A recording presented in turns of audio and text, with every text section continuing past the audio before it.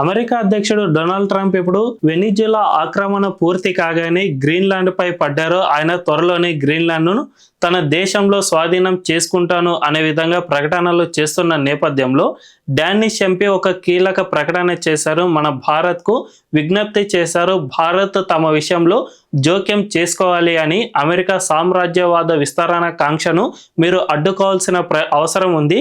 గ్రీన్లాండ్ను గనక అమెరికా ఆక్రమణ చేసుకుంటే ఖచ్చితంగా ప్రపంచంలో ఏ దేశము సేఫ్ కాదు, అన్నీ కూడా అమెరికా హస్తగతంలోకి వెళ్ళిపోతాయి.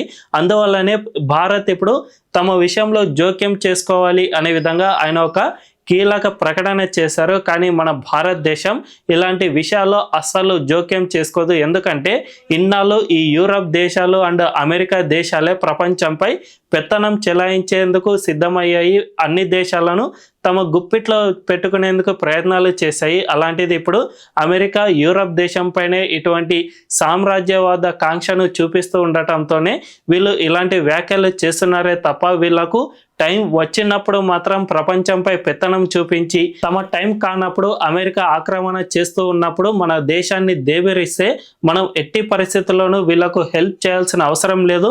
గతంలో వీళ్ళే మనల్ని వేధించారు కాబట్టి ఇప్పుడు వీళ్ళే దీనికి బలవుతూ ఉన్నారు. దీన్ని మనం చూసి ఆనందించాలి మాత్రమే.